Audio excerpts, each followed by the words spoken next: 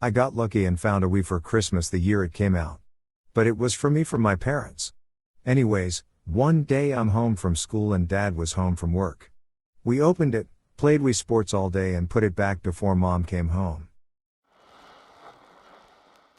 Today in B-Town Reddit stories. What's one secret you and a parent have kept from the other parental figure? My mom used to send my dad into my room to spank me. He would whisper to me that we were going to play a little pretend game to make my mom happy. He would tell me he was going to clap his hands, and I needed to pretend to cry like I was being spanked. I really didn't realize how awesome my dad was for doing that until much later in life. His own dad was pretty abusive to him, and he couldn't stand the thought of hitting a kid because of it. Reply: that's awesome. Usually the kids who took abuse dish it out just as bad when they grow up. Your dad sounds like an awesome guy. When I was about 8, I was helping my dad put up Christmas lights on the second floor roof. This was the 80s, safety didn't exist yet. He told me to get another strand and I walked to the edge. The roof was pretty flat, and I straight up slipped and fell off the roof and landed on the picnic table on the ground floor. My dad had no idea that I fell off until I yelled back, "I'm okay." He made me swear that I'd never tell my mom. And that was the last year we ever put lights up on the roof. Edit, a letter also, yeah, my dad was absolutely freaked out after he turned around and didn't see me when I called out. As others have pointed out, you are pretty flexible at that age, and what helped me was that I was scrawny. I couldn't have weighed more than 60 pounds at the time. I didn't even break the table. Reply: I did not keep this secret long, actually, but you remind me of the ill-fated night of July 4, 2019. It will live in infamy with myself and my 4 children, whom I nearly killed with a large firework. It was one of the big box type of fireworks, with large projectiles all wicked together inside the box. The grass was a bit dry, so I thought, dumbly, that the safest maneuver would be to set the box on some bricks. As the projectiles went up in the air, I think there were like 20, the box weighed less on the side they were dispensing from. As the box lightened, it started to tip. First subtly, then frighteningly. Eventually, the final few started pointing directly at the children, and one hit the chimney of my home, and the final shot hit me right in the knee, causing a large welt of idiocy, and actually blackened my daughter's shorts as it ricocheted. Not my proudest parenting moment, and now they are a bit frightened of fireworks for some strange reason. We've told her now, but at the time and for some time afterwards, my dad and I pretended that we went to visit my mother in hospital one morning just because we were both free. That dad had had a meeting cancelled and I didn't have a class yet. Actually, it was because the hospital had called and told us that if we waited to visit her that evening, as we usually did, we might be too late to see her again. Apparently the mood lift-off seeing loved ones can make the difference, and did that day, the staff thought. She also thought we left after a couple of hours.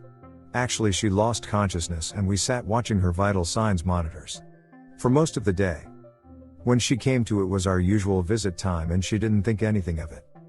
This was over 20 years ago now. She's alive and well. Reply: I'm so glad this had a happy ending both for you and your dad. Answer: yeah. It was rough. She didn't start to stabilize until early afternoon. But we got through. When my daughter was 4, she really wanted to play with the strings of magnetic balls I had on my desk. I know they say for children over the age of 12, but she was having a really good time. She came up to me about 20 minutes later meekly saying, "Daddy?" And I could see that the bottom of one was sticking out her nose. Not knowing how many were up there, I gently used bigger magnets. I had to coax the whole string out. Was decided to never share any of that incident with Mom. Reply: man, I hope you took count, cause if there's 1 or 2 still there, she should probably never take an MRI ever. Yeah, this comment is super important. This guy should probably schedule a little visit to the doctor to get some imagery of her skull just in case. I mean, wouldn't that kid know at this point if there was something lodged in their nose? Do a Google image search for the sinus cavity. That sucker is huge and can hide many secrets. Next, Google a toddler skull. No reason, the teeth are just super creepy. Had one of these up until recently. It's not entirely within the scope of the question, but a funny tale is a funny tale. I was going on a senior class trip and had saved up some money to splurge a bit while I was there. My family had very little money back then, which is why I made it a point to save up for myself so that my parents wouldn't have to. A few days prior, my dad says, "Hey, here's a few $100, have a great time and make some lasting memories. Don't tell your mother." I, naturally, agreed and didn't tell my mother. The very next day, my mom says, "Hey, here's a few $100, have a great time and make some lasting memories. Don't tell your father." I, naturally, agreed and didn't tell my father.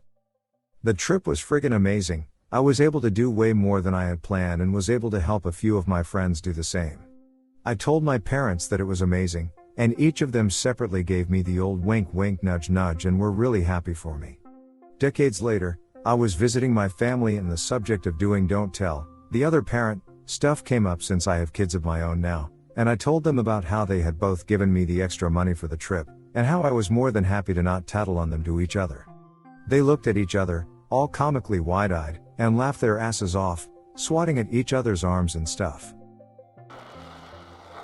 I got lucky and found a Wii for Christmas the year it came out. But it was from my parents. Anyways, one day I'm home from school and Dad was home from work. We opened it, played Wii Sports all day and put it back before Mom came home. Fuck, I miss him. That is such a sweet memory. I am so glad you have it. When I was a little girl I came out of my room one night because I couldn't sleep. I wandered into the living room to find my dad with a Nintendo Entertainment System, which as far as I knew we did not own, playing Felix the Cat. This was a couple weeks before Christmas, and Dad told me he was making sure it worked so us kids wouldn't be disappointed on Christmas Day, and that I needed to not tell my mom I knew about it and act surprised. So I got to sit and watch him play for what felt like hours that evening. It was so special to me and I will always remember that. I rented Mike Tyson's Punch-Out when I was in 7th grade and kept it out until I owed $47. My mom slipped me the money to pay it off so my dad wouldn't go crazy about the money, which was a lot of money for us back then. If he'd found out, he would have prohibited me from renting games for a while. I don't think he knows about it even now. When I broke up with my wife, my mom took it very badly.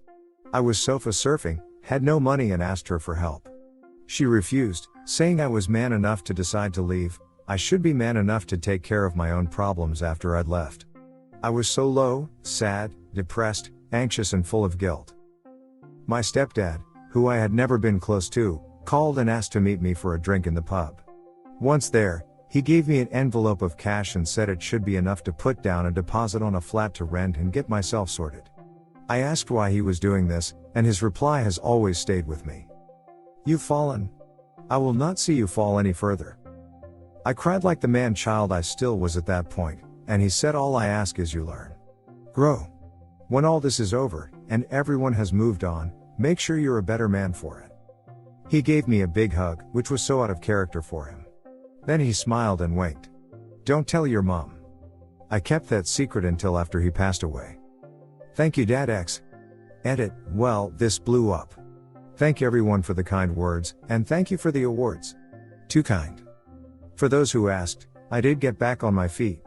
I have 3 wonderful children, and am very content and grateful for the life I have. I'm a published author, run a film production company and also a podcast. Life is good, and so much of it and the person I am today can be traced back to my dad. For anyone who reads this and is suffering or needs someone to talk to, reach out and talk to me or someone else you want to confide in. Love really is the answer. Thank you for listening to another B-Town Reddit Stories episode. Hit the subscribe button and check out our channel for more stories. Let us know your opinion about this topic in the comments.